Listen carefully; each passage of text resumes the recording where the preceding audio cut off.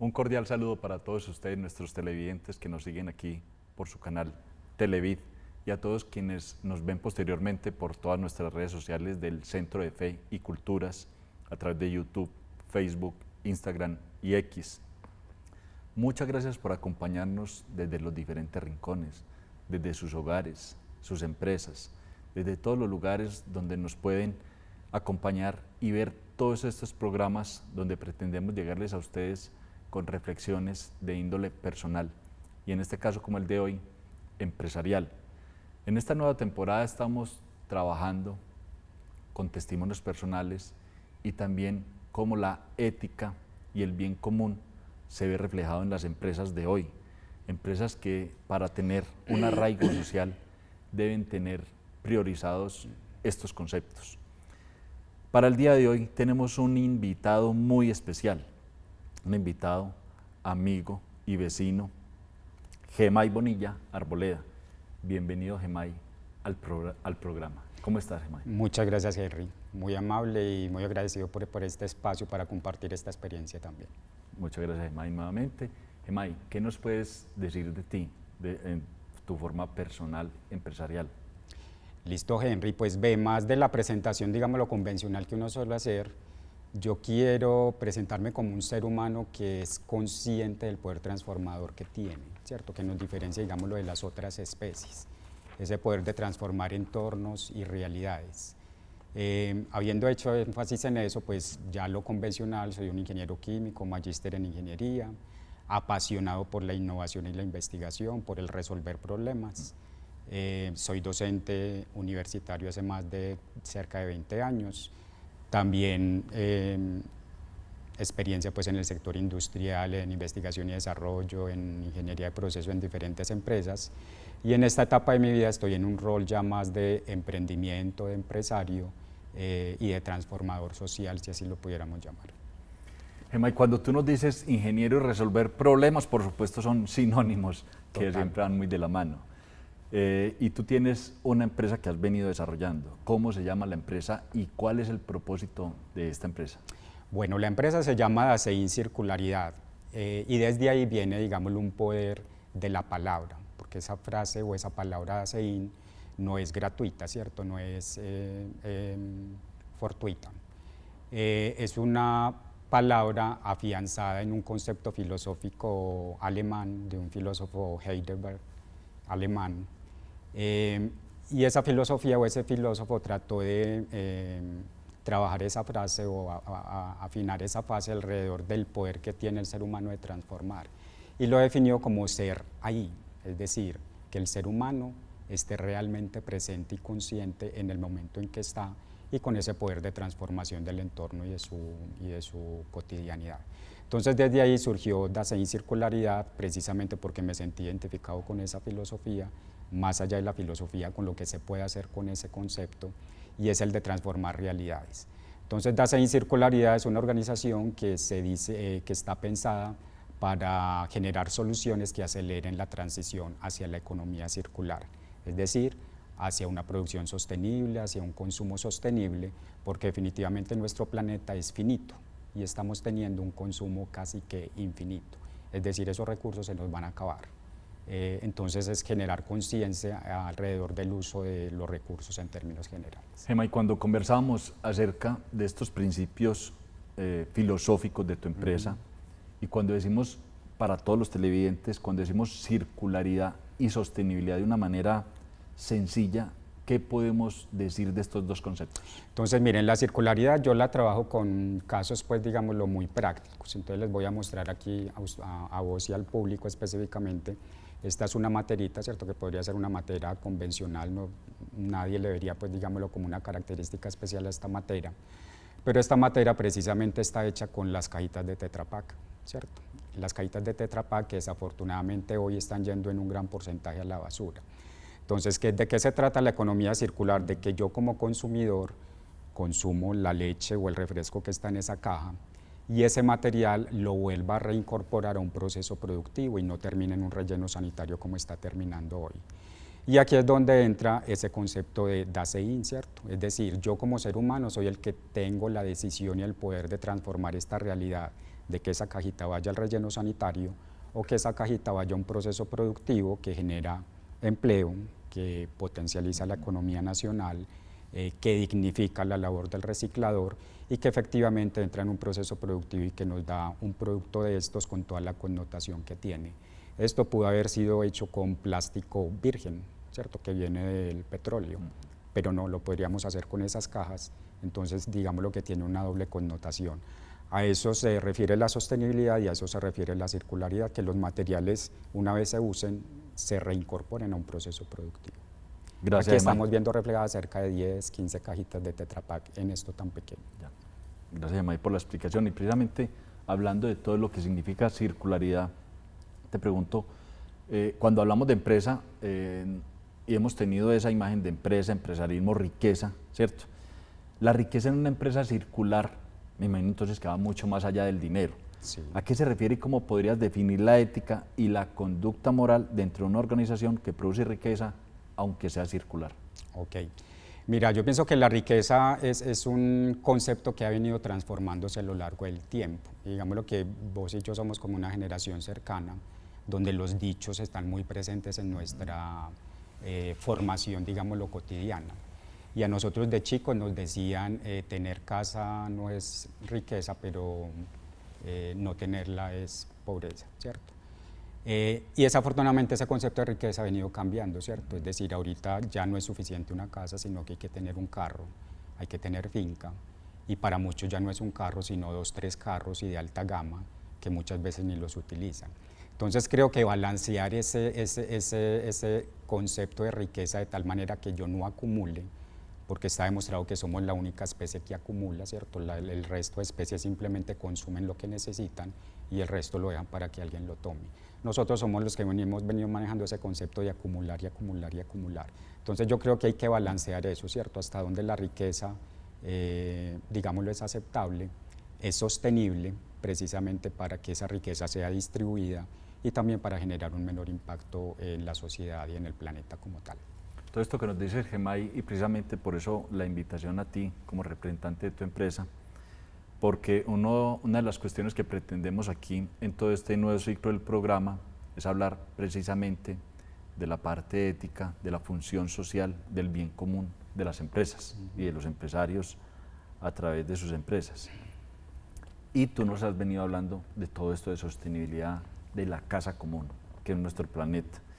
Y en este cuidado del bien común, uno de los pilares fundamentales de una empresa precisamente es tener una ética que esté no solamente desde el propietario, sino que se vea reflejada en toda la sociedad. ¿Cómo se puede garantizar que una organización precisamente no solo busque el beneficio económico, sino además contribuir al bienestar de la comunidad y al cuidado del medio ambiente? Sí, mira, yo pienso que ahí es muy importante que nosotros tener, digámoslo, como principio, que más que alcanzar una riqueza es generar un valor. Y cuando nosotros vemos ese valor extendido no solo a la riqueza, sino al valor social, al ámbito social, ambiente y económico, ahí es donde los negocios cambian de perspectiva, ¿cierto? Yo te comento, nosotros teníamos un curso de ética como parte de formación en nuestro programa y esos cursos de ética cada vez desaparecen más, ¿cierto? Es decir, las humanidades en las ingenierías cada vez las disminuyen más. ¿Y eso a qué está llevando? A que efectivamente muchos profesionales salen solo con el ámbito, digámoslo, de generar riqueza, ¿cierto? Y ese impacto social y ambiental se está quedando mimetizado. Entonces yo creo que en la medida en que nosotros seamos capaces de balancear eso, que sepamos que estamos afectando un entorno y que ese entorno definitivamente es el que suma y el que contribuye a que mi negocio progrese, ¿cierto? Porque efectivamente si no hay quien compre, un negocio no es viable. Si yo no logro enlazar mi producto con el cliente y lo que ese producto pueda generar aguas abajo, entonces, por ejemplo, el caso de las cajitas de Tetra Pak, ¿cierto? Si esta empresa no fuera consciente como lo es, porque viene haciendo un trabajo muy fuerte alrededor de estos empaques, efectivamente a él le importaría muy poco lo que pueda ocurrir con esa caja después de que el consumidor final termine de consumirse el producto. Entonces creo que es donde se pueden vincular, digámoslo, como todos esos ejes. Emay, y hablando de ética y toda la importancia que tiene la ética en la formación profesional, universitaria, y yo creo que en todos los niveles de formación, y lo que tú dices, la preocupación porque las ciencias sociales humanas, quizá en este afán de que hay que estudiar lo que hay que hacer rápidamente, Exacto. ¿cierto? Y lo que genere riqueza. Y lo que genere riqueza prontamente. ¿Por qué crees que la ética hoy en día, por qué crees que la ética empresarial debe ser hoy relevante en el mundo?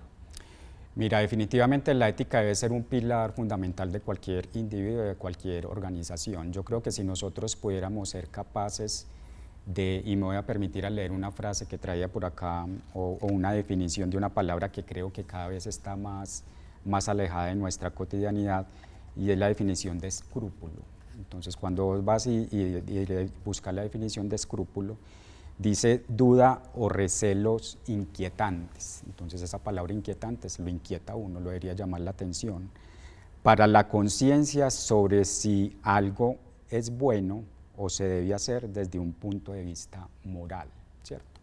Yo creo que si cada individuo retomara, digámoslo, estas palabras que tienen grande profundidad y se preguntara, ¿cierto? Yo tengo escrúpulo a la hora de hacer algo, es decir, soy consciente del impacto positivo o negativo que eso va a generar, pues efectivamente yo creo que es donde empezaríamos a invertir ese concepto que hoy tenemos hoy de riqueza por un balance. Y aquí la pelea no es con la riqueza como tal, ¿cierto? Es que la riqueza está sobrepasando sobre lo otro, ¿cierto? Es decir, está sobrepasando sobre los valores. Desafortunadamente estamos en una sociedad donde quien tiene un pequeño privilegio se cree que tiene el derecho de pisotear los derechos de los que están de ahí para abajo. Entonces muchas veces los que están con un privilegio determinado terminan privilegiando a los que están por encima, y eso les da como cierto poder como para aplastar o estar sobre las personas que no tienen, digámoslo, ese privilegio. Y hablando de esto de riqueza y de ética, Gemay, y de lo que es la empresa y la construcción de una empresa, una organización que busca generar riqueza debe enfrentarse, por supuesto, a distintos retos éticos. Sí. ¿Cuáles consideras, Gemay, que son los principales desafíos éticos hoy en el ámbito laboral, en especial en lo que respecta al trato de los empleados y la calidad de los productos que se ofrecen? Mira, yo pienso que ahí hay un tema el primero de la confianza. Salió un estudio reciente, me disculpa la fuente, pero lo pueden googlear, por ahí dicen que en Google se encuentra todo. Es un estudio reciente donde se dice que Colombia es el tercer país a nivel mundial donde se percibe mayor desconfianza con el otro. Es decir, somos una sociedad totalmente desconfiada. ¿Y por qué? Pues porque precisamente a lo largo de la historia, que los sociólogos seguramente le encontrarán un sentido a esto o el origen, nosotros nos hemos visto involucrados en los dichos, ¿cierto? El vivo vive el bobo, si yo me colo la fila soy el avispado, si yo compro un aguacate en 5 y voy y lo vendo en la otra esquina 10, soy el avispado. Entonces yo creo que esos conceptos son los que desafortunadamente tenemos que empezar, digámoslo, como a ser conscientes y hacerlos visibles. Y definitivamente un negocio va a ser sostenible en el tiempo siempre y cuando genere valor. Es decir, no puede ser que el valor sea porque yo tengo dinero, entonces tengo la capacidad de tener un camión para traer la papa que está aquí en San Cristóbal o la cebolla que está en San Cristóbal y ponerla aquí en el mercado a un precio que puede equivaler 2 o 3 veces de lo que se la compré al campesino. No, quien genere valor es quien debería llevarse la mayor beneficio económico, que es quien la siembra, quien la cultiva, quien la cuida, quien la recoge, ¿cierto? Entonces yo creo que ahí hay una inversión en esa escala de valores. En el tema en que yo estoy trabajando, por ejemplo, un reciclador, desafortunadamente todos hay una apatía social y hay una desvalorización del reciclador. Un reciclador en promedio puede recoger 100 kilos de reciclaje al día, con todo lo que eso puede implicar, levantarse 5 de la mañana, acostarse 8 o 9 de la noche. Esa persona con 100 kilos puede tener 50.000 pesos de ingresos al día, ¿cierto? Entonces es precisamente qué valor le está generando a la sociedad versus lo que se le está retribuyendo, ¿cierto? Esos 50 kilos o esos 100 kilos, perdón, de reciclaje se pueden ver reflejados en 150 kilos de CO2 no emitido. Y esos 150 kilos de CO2 no emitido puede ser equivalente al gas o al gas que emite un carro en un año. Entonces, si nosotros fuéramos conscientes y valorizáramos al reciclador, pues no lo estaríamos viendo, digámoslo, como esa figura desagradable para muchas personas, sino que antes deberíamos retribuirle en algo el impacto ambiental que está generando. Con esta importancia que nos hablas de los recicladores, de todo lo que influyen en la empresa en la que tú trabajas, ¿cómo se ve reflejado este trabajo en equipo? O sea, ¿qué has podido hacer precisamente por estos recicladores, por toda esta comunidad que está dentro de todo este tema de economía circular y cómo fomentar una cultura organizacional basada en la ética y el trabajo precisamente en equipo, donde todos estos miembros, incluyendo los recicladores, se sientan valorados y motivados a contribuir al propósito tanto de la empresa como de la sociedad por todo ese valorable trabajo que hacen de evitarnos todo este CO2 y toda esta mayor contaminación de la que por sí ya estamos produciendo? Sí, mira, el trabajo en equipo, como vos decís, es fundamental y ha sido un ejercicio bien interesante. Y la idea no es hacer con equipo con los mismos, ¿cierto? Es decir, es muy fácil yo hacer equipo con los que tengan mi mismo nivel de recursos o de oportunidades o con los que tengan más. El reto creo que es hacer equipo con los que están por debajo. Entonces, digamos lo que ha sido un ejercicio interesante porque dentro de este ejercicio yo he tenido que tener negociaciones con los recicladores de oficio, ¿cierto? El reciclador de bases, tener esa comunicación con él, transmitirle los mensajes con su jerga o con su forma de comunicarse, pero también con administradores, con gerentes de empresas, con coordinadores de organizaciones, con vicepresidentes de organizaciones. Entonces es eso, es cómo uno logra asociar a públicos tan diversos y tratar de convencerlos para trabajar sobre un bien común. Y definitivamente esas conversaciones hay que tenerlas porque cuando vos, digámoslo, llegas y tenés una conversación al nivel con un reciclador, pues vos de alguna manera estás primero diciéndole a él, te reconozco, ¿cierto? Primero te veo, porque mucha gente ni los ve, ¿cierto? Los evitamos o los invisibilizamos. Lo primero es hacerlo consciente, ¿cierto? Mira, yo te estoy reconociendo. Y lo segundo es que puedo hacer algo que transforme tu entorno. Entonces, ¿qué estamos haciendo? Son recicladores que adquieren un material en mayor cantidad, en mayor calidad, y eso evidentemente le transforma pues sus ingresos y ese solo reconocimiento también pues les genera una gran satisfacción, pues digamos lo personal. Muy importante toda esa labor que haces pues, de integrar a los recicladores en todo lo que tiene que ver con tu empresa, porque me imagino que hay diferentes tamaños de empresas de reciclaje y no en todas se integra efectivamente pues, el reciclador en ellos. Gemay, para ir terminando, ¿qué consejo le darías a los empresarios que deseen integrar valores éticos en su empresa y que a la vez se sienten desbordados por las demandas del mercado o el entorno competitivo? ¿Cómo llegar a ser equilibrados? Mira, yo pienso que lo primero es generar equipos. Por ejemplo, el gran éxito que digamos que ha tenido este modelo es que nosotros somos capaces de generar alianzas con diferentes sectores. Definitivamente hay cosas que yo no sé hacer, pero sé quién las hace muy bien. Y lo otro es hasta dónde ponerle límite, digámoslo, a esos negocios, porque desafortunadamente cuando las cosas crecen, que es, digámoslo, una de mis principios, es generalmente lo masivo termina siendo dañino, ¿cierto? Es decir, si algo se vuelve muy masivo, se puede volver susceptible a corromperse. Algo que es pequeño puede ser fácilmente controlable.